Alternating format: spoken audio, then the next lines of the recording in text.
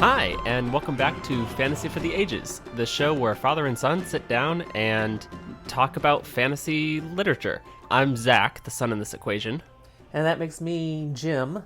Well, that alone doesn't make me Jim. I was born that way. But that makes me the father in this scenario. Fair enough. We're excited to have you with us again here as we move into another section of The Eye of the World today. A little bit of business before we get to all of that.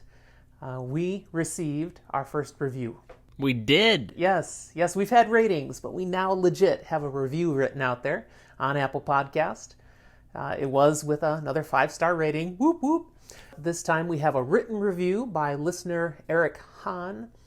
Eric's been a friend of mine for quite a few years, and we're really glad to have him as a listener. And certainly appreciate the review.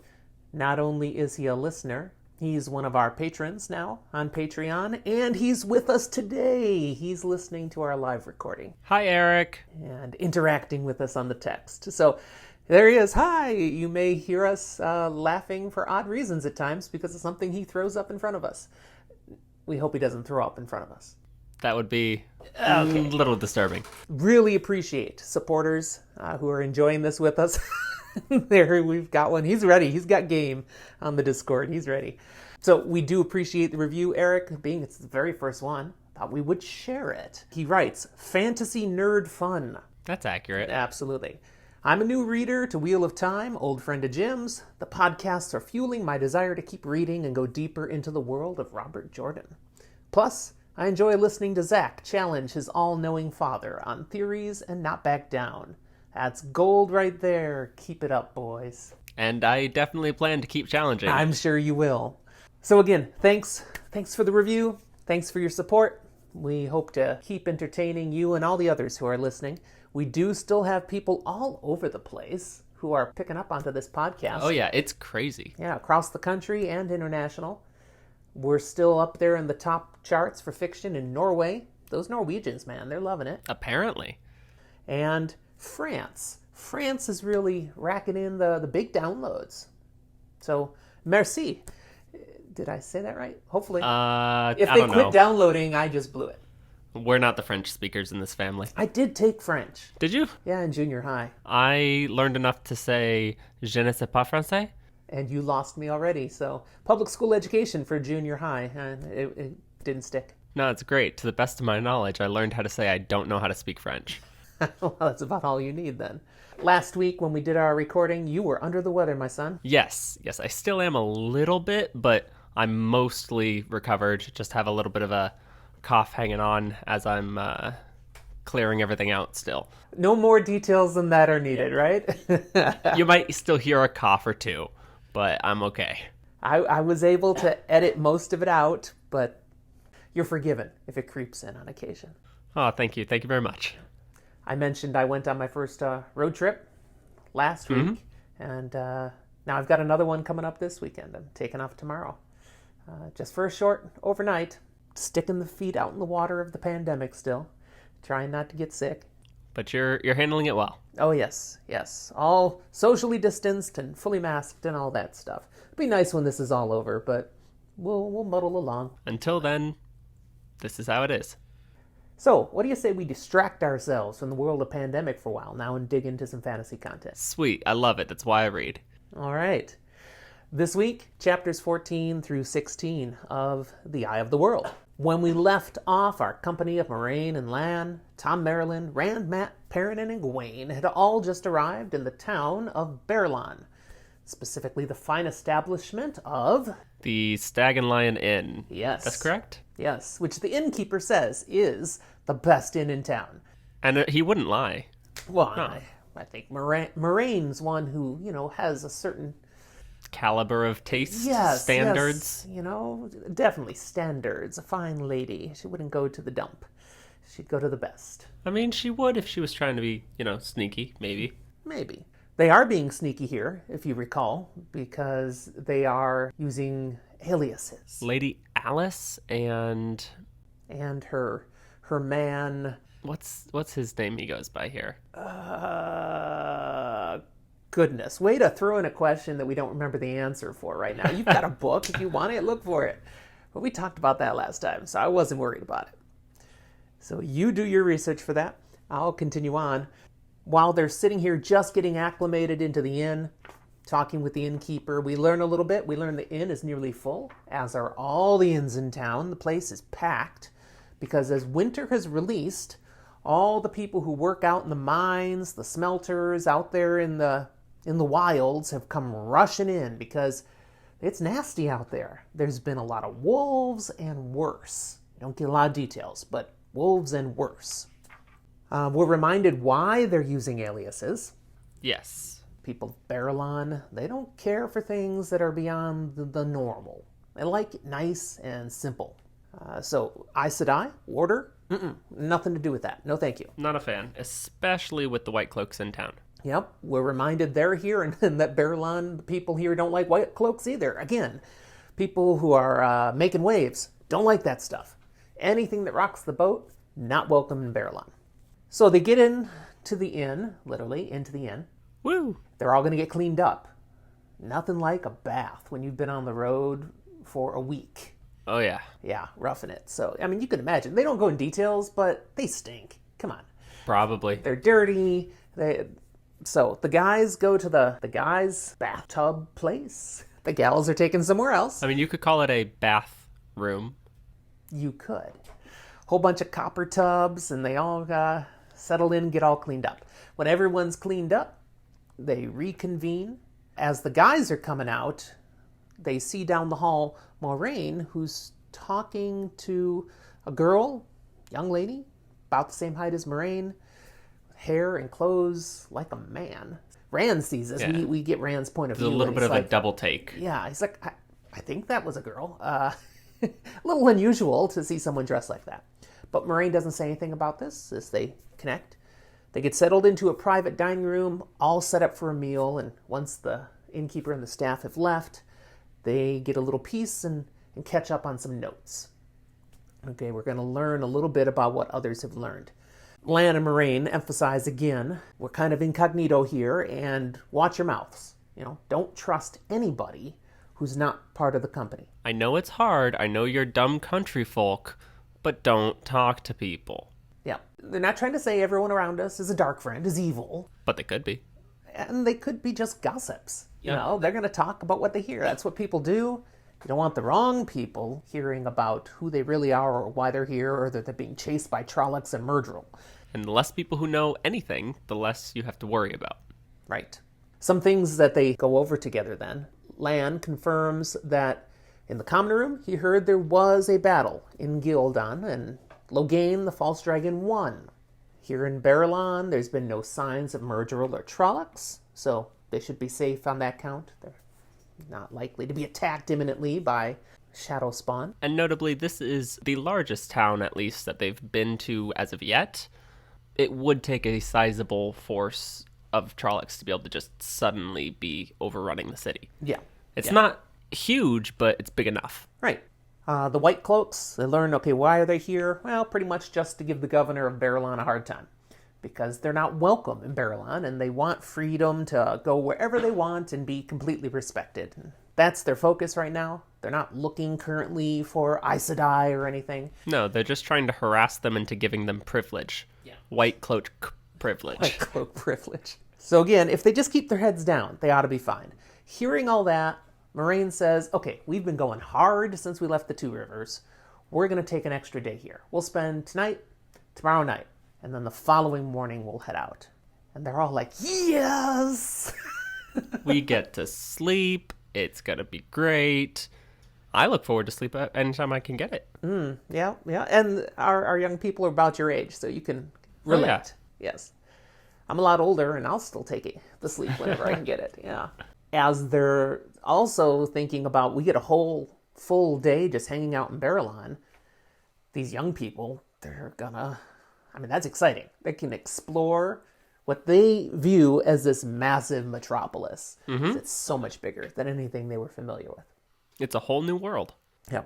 But okay, the meal's done. They get shown to their rooms. Again, the inn is pretty packed. But for the entire company, they're going to get 3 rooms. Perrin and Matt get a room. Egwene and Moraine get a room. And then Rand gets put in a room with Tom and Lan. They get the 3 beds. all packed together pretty much. And Tom and Lan, they throw their stuff down and they're headed back to the common room. Tom's going to try to entertain, perhaps. Lan is going to try to get more information. Maybe have a brewski. Ale. I suppose it'd be ale. Any of the above. It's alcoholic. Usquai. Okay, Well, we haven't not got yet. there yet. Spoiler, sorry. And that clearly wouldn't be here. No. Rand is like, okay, I'm just wiped. So he just lays down in the bed and nothing flat, he's asleep. Oh, yeah. And then he's somewhere else. Great. Okay, we see a shift here, and this is pretty significant.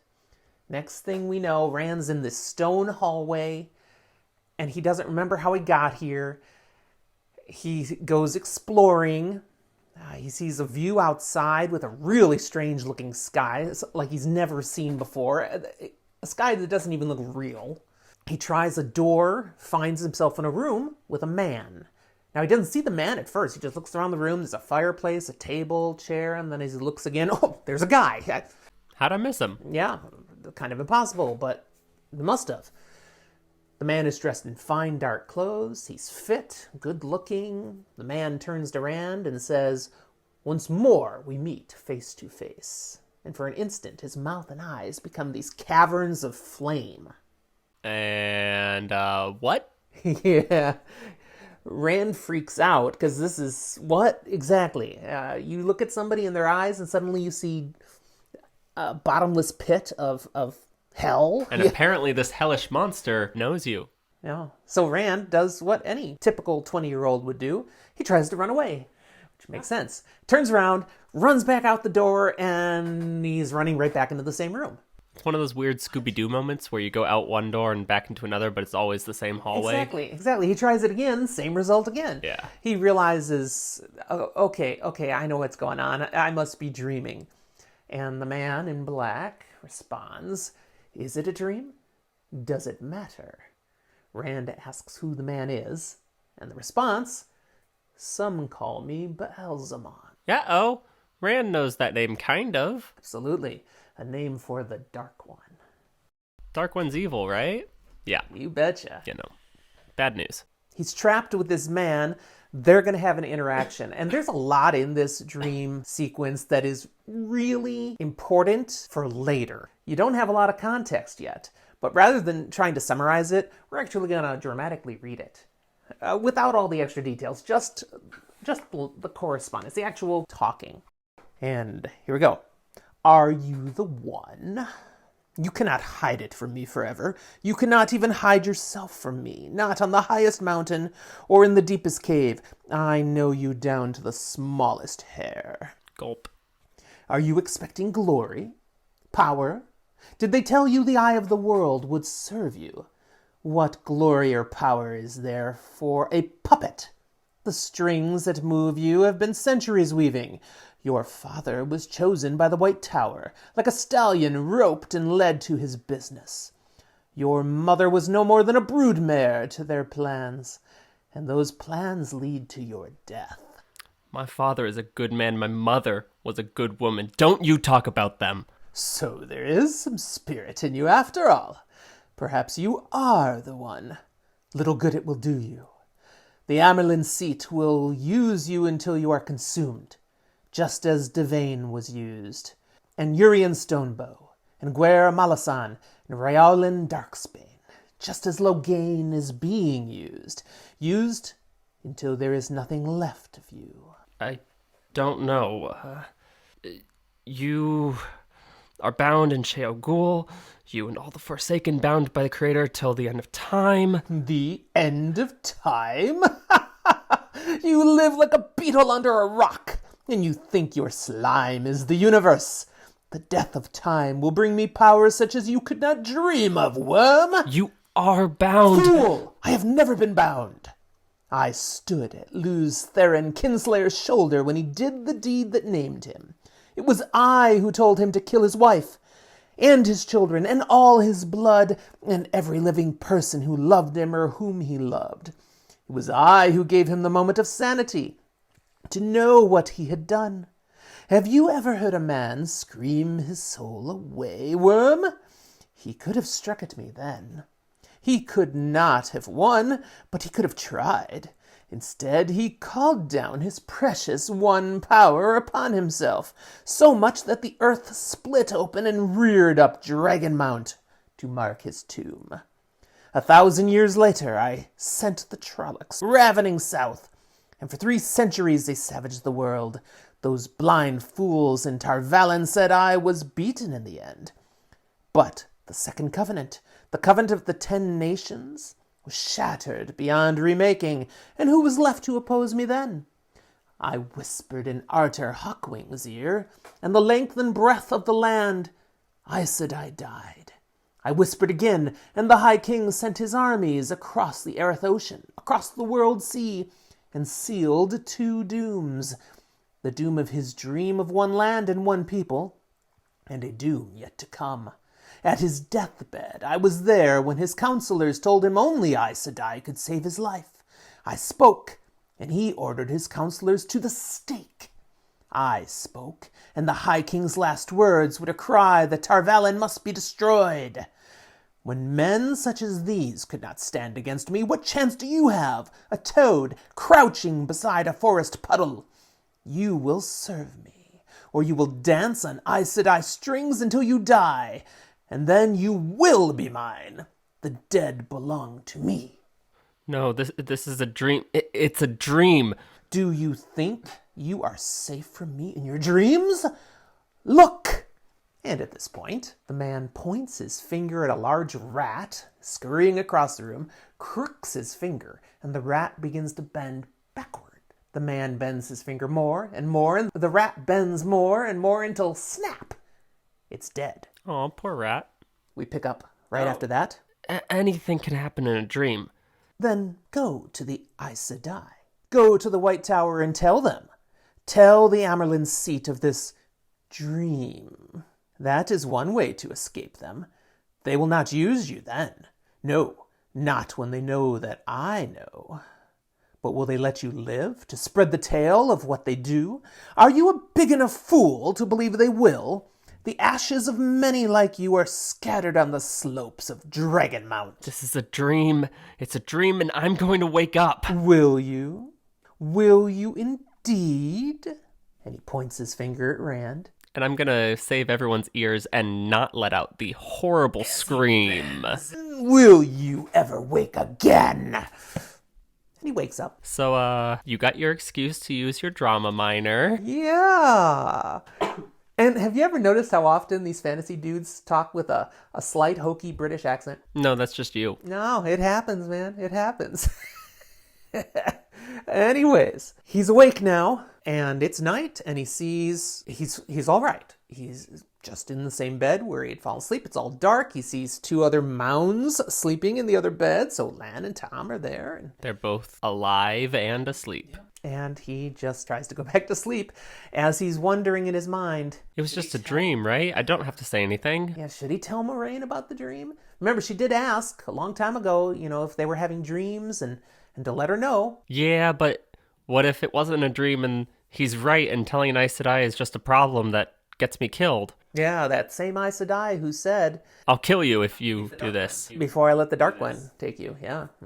Next day, Rand wakes up, finds the other 2 are already gone. It's full daylight now. He is stiff and sore and has a headache. Not a great way to start the day. Nah. He dresses and, after a few moments thinking about it, puts on his sword. And he sees Lan took his sword, and he knows Lan has worn swords around town when he's been there, so he's like, I might as well put on my sword. He's been loosely training for a week now. He probably won't cut off his toe. But this is the first time they've spent time in a town since they left and with this sword, so it's kind of a decision thing. And he's like, I think it looks right. I will wear the sword. Goes down to the kitchen, try to find some food. It's clearly, middle of the morning now, and he walks in on the innkeeper and the cook having an argument. It's a pretty normal argument. They're, if I remember correctly, arguing about the cats and, whether or not they're successful in killing rats, being successful but leaving the rats all over the place. Well, that's the problem. Yeah, the cat's been really successful, because last night there were over 12 rats found around just laying there. But they just, left it. Which is weird. It's like, what's wrong with this cat? Killing rats and just leaving them. And so weird that they all had broken backs. And Rand's like, "Oh, what?" Wait, you can picture the broken double take. backs? Just like the dream. Maybe it wasn't a dream. Yeah. A little freaked out now, scarfs down the food. He wants to go talk to somebody about this dream now. And he's still not, Moraine, not sure. Tom's the one he's been able to talk with Tom's a already good guy. about things. So goes to find Tom, figures I'll check the common room, and that's where he finds Tom. Can't talk to him, though. Tom's telling a tale. He's entertaining a crowd already. This time, a tale of the great hunt. The hunt for the horn. You gotta make a living somehow. That's right. No good there. Well, maybe you can find someone else. He learns that everybody is out of the rooms except one. One boy hadn't come down. So he figures, I'll go up to Matt and Perrin's room. One of them might still be there. Mm-hmm. Sure enough, finds Perrin. Because Perrin's the one who stops, thinks, and doesn't quite have the quick urge to go off and explore. But that's not entirely why he's there this time. Perrin doesn't feel very good. No. He didn't sleep well. He didn't sleep barely at all. And they discover bad dreams. But truthfully, I think Perrin not feeling well is about as equivalent of how Rand described not really feeling well. Mm-hmm. And there's a general sense in the description that it's like they're hungover. They feel like they've been through it. But as they're kind of touching base, they discover they both had the exact same dream. Okay, that's messed up. And Perrin says, yeah, and Matt had a dream too. He didn't want to talk about it. He just wanted to get out and see the city, he said. But I heard him tossing and turning. I wonder if he had the same dream. It could have been. Now they discuss frankly together. Should we tell Moraine about this dream? Because this is clearly something dark and, Perrin is not inclined. No, not really. And they really do have a little bit of the discussion of, yeah, but what if she kills us? Yeah, they're scared. They don't know what's going on. And they're not sure they entirely can trust Moraine. Rand tries to get Perrin. Let's go out and see the town. Let's just leave this behind us and kind of shake off the cobwebs and the aches and pains and maybe, have a little fun. Perrin's like, nah, nope. I'm going to rest a little longer. You go ahead. Yeah, Perrin's good. I mean, sure, it's a town, but Perrin's good. So Rand goes down, tries to head out for town, and before he can even clear the stable guards, a girl stops him. That same one Moraine had been talking to. The one in pants. And she's still in. They don't call them pants. They call them... Trousers? No. Oh, wow. Starts with a B. Breeches? Is that right? Or breeches. Both of those are words for pants. One of those. She's still dressing like a boy. But they have a conversation. And we learn that her name is Min. Hi, Min. And that Moraine spoke to her yesterday, specifically because Min has a talent. Now, it's a talent with a capital T. It's not really one she'd show off at a talent show. That's right, but she can do something special that has nothing to do with the one power. It's just an ability she has. And what it is, as she describes it, and her description comes from kind of talking with Moraine about what this is, she can see pieces of the pattern when she looks at people. Little images and stuff that are floating around them. Mm-hmm. And sometimes she knows what they mean. A lot of times she has no idea what they mean. But she can see things. She doesn't see things when she looks at everybody. She always sees things when she looks at an Aes Sedai or a warder. And then other people, for reasons, she will see things sometimes and other things not at all. She shares with Rand that, Moraine had specifically asked her, look at them. What do you see? And Rand wants to know, what did you see? And she shares. When she looks at the group together, she sees like thousands of sparks swirling all around them and a big shadow hovering over them too. And the sparks seem to be trying to fill the shadow, and the shadow seems to be trying to consume the sparks. That's not ominous or really telling of anything at all. Yeah. Eric asks on the Discord, he saw Min as a future character in the other books. Will she show up again? Yeah, she'll be around once or twice, maybe. I don't know. Yeah, we think we'll be seeing more of her. Mm-hmm. I mean, both in the sense of we'll see her more often and we'll see more of her.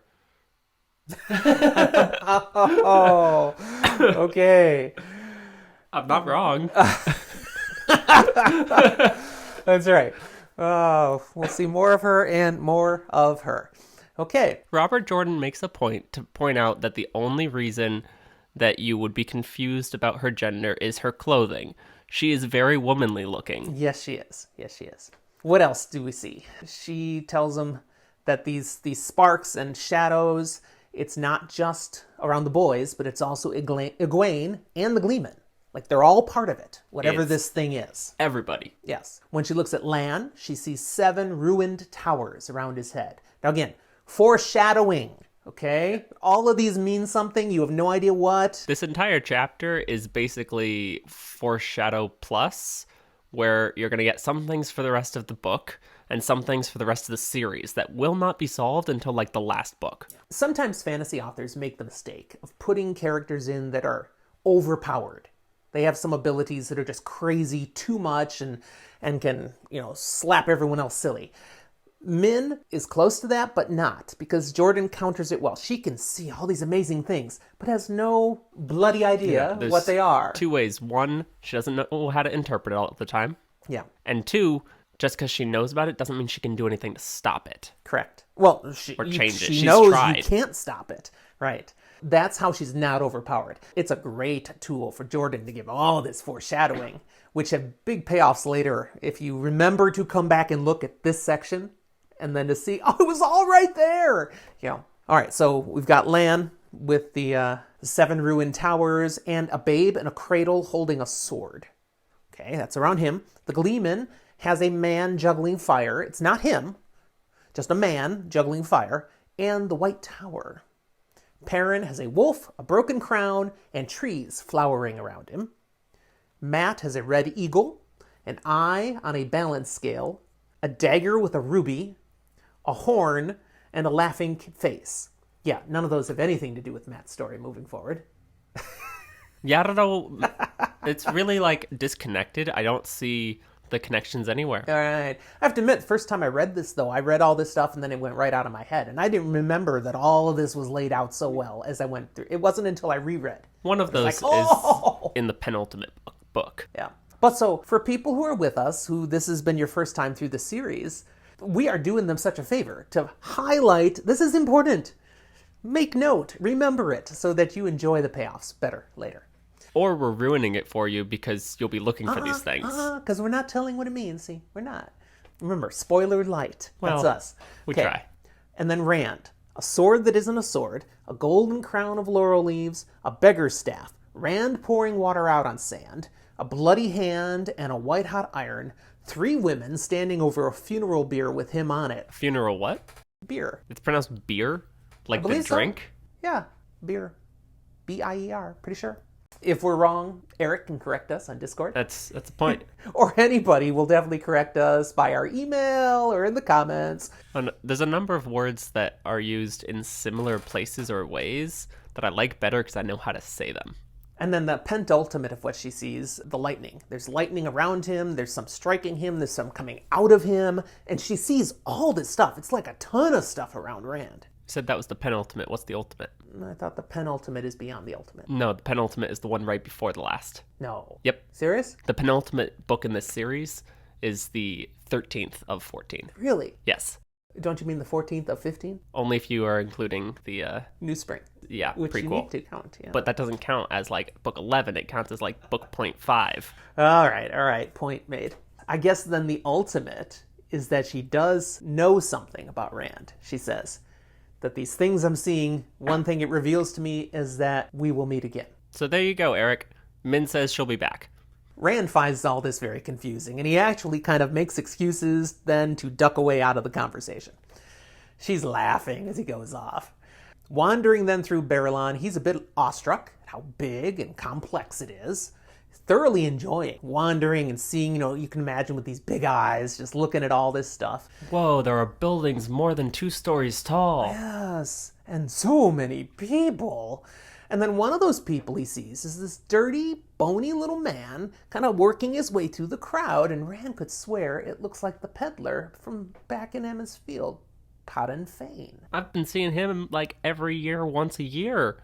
And when the man sees Rand, he stops in mid-step, and Rand knows it is Padan Fain. Rand tries to speak to him, and Fain just takes off, running the other direction. Okay, so Rand, kind of surprised, chases after him. Finally catches up to him in a dead-end alley. Fain, okay, we're face to face. Rand is really happy to see him. It's like, we thought you were dead because you disappeared, at the Trolloc attack. And they have a little interaction here. And then Fane runs away. It's a weird, awkward interaction. It is. It is. Fane is very twitchy. He's not... When we Rand first just were... wants to, come on back to the inn, we can help you. We're at the Stag and Lion. Come with us. But when we're first introduced to him as a character, he seems very charismatic and big about himself, and here he's very shriveled, small, hiding. Yeah. It's weaselly in a way that is not... Times have been better for Pat and Fane. Yeah.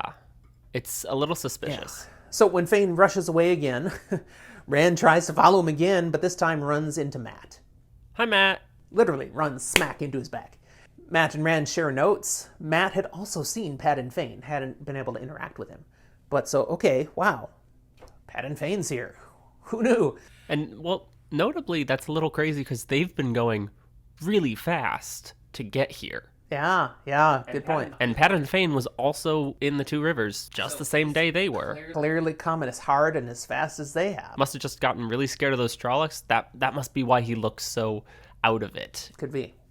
Matt and Rand also touch base on the dream and confirms, yep, Matt had the same dream. We had some 3-person shared lucid dreaming. Yeah, it's kind of crazy. So maybe we should talk to Moraine, but no, they agree maybe we should talk to Tom about the dream. Because apparently a Glee Man is going to know more, or at the very least isn't going to kill them. Well, and keep in mind, Baerlon, speaking in the dream to all of them, really casts doubts on Aes Sedai. Yes, because the Dark One, or who you think is the Dark One, is a trustworthy source of information. That's where I get all my news from. The Father of Lies from. is one of his name as well. But is he lying? Oh, yes. Kind of. We don't know. So, at this point, they're wandering a little further into town. Rand's just not feeling well. He seems to be kind of going downhill. His head hurts. He thinks he's maybe coming down with a cold. While in that condition, Matt and Rand come upon 3 white cloaks walking along. This is the first time we actually personally meet them, yes? We've heard of them, but we have not seen them until this moment. We learn why they have the name White Cloaks. The cloaks are white. They're literally dressed fully in white in these big white cloaks. It's, I always got the image of, like, Klansman-esque. Not quite with the hoods, but... Yeah, no hoods. It's got kind of that theme to it. Maybe. Certainly people don't like them. And they have certain extreme prejudices as well. So as they're moving through the town, there's like a bubble of space around them. Nobody wants to get in their way. Nobody wants to interact with them. They're all not even trying to look at them. Matt gets this mischievous look in his eye. We know Matt because he sees something he can do. He just leaves Rand, says, "Watch this." And he ducks into a nearby building. Moments later, his head pops up out a window up above in the attic. And he's swinging his sling. And he shoots this at a wagon that has some barrels on it and just hits it just right. It's, if I remember, it's like propped up with a little stick spoke. Yeah. And he hits that prop with his sling just as the White Cloaks are walking nearby. I wanted to point out that it was held with that just because that's a good shot. He's at least 20, 30 feet away by being these Two above Rivers it and boys, from man, the ways. they've got aim. So he hits that, and these barrels come falling out, and they get splattered with mud. Now everybody around is like, oh. Rand is like, he just busts out laughing. Not exactly subtle about it. Yeah, the White Cloaks don't seem to appreciate that. This leads to an altercation a verbal altercation between Rand and the White Cloaks.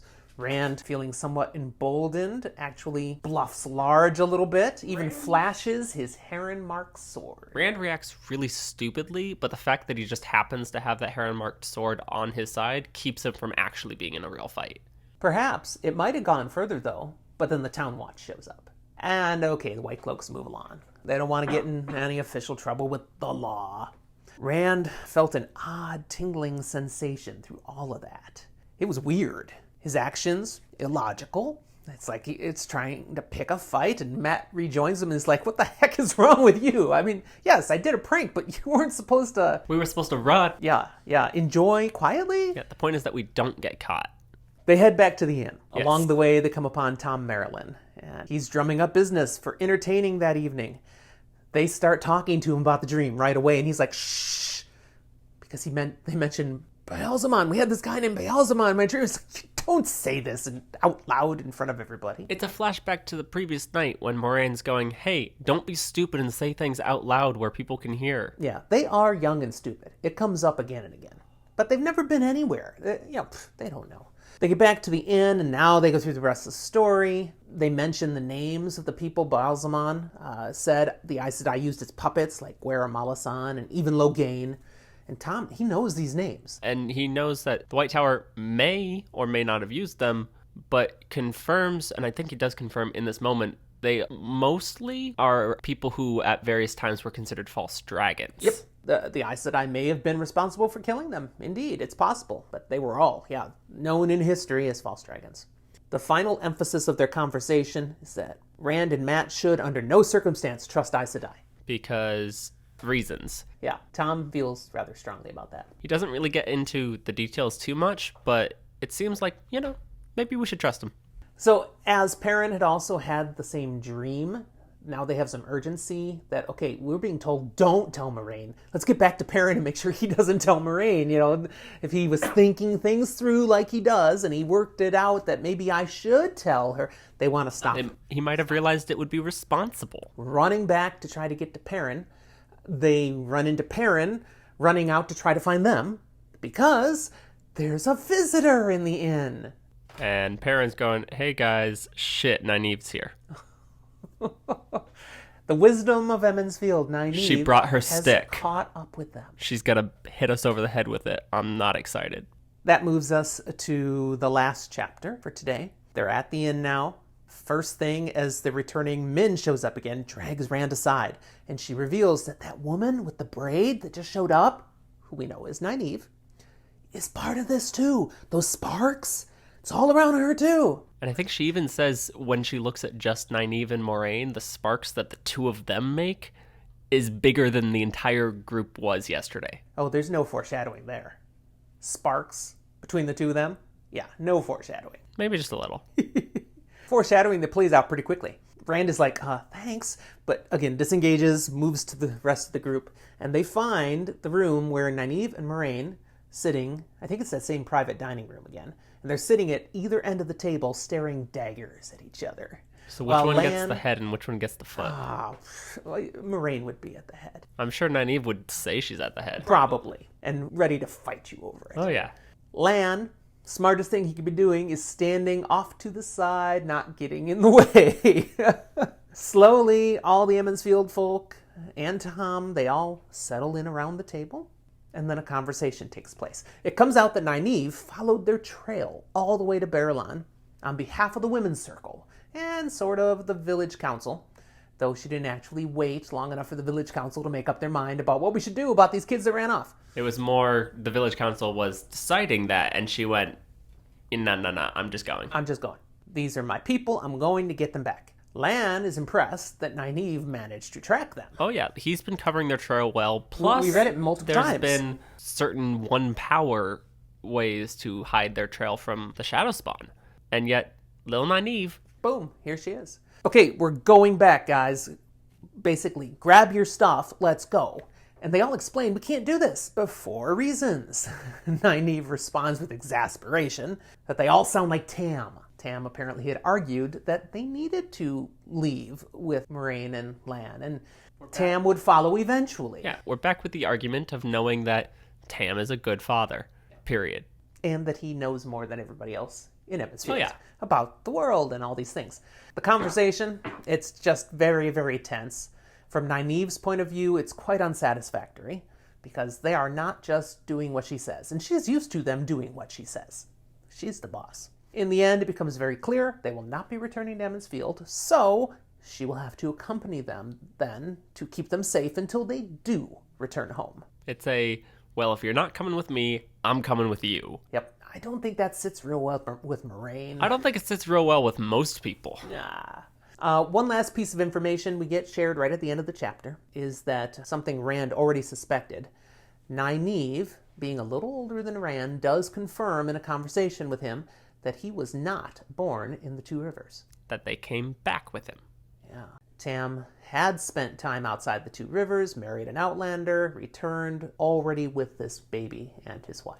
So again, going back to worries he's been having about Tam and maybe not really being his father, and oh man, they brought me back as a baby, so I wasn't even born there. Ugh, what does this mean? At the very least, you're not natively from the Two Rivers. Sorry.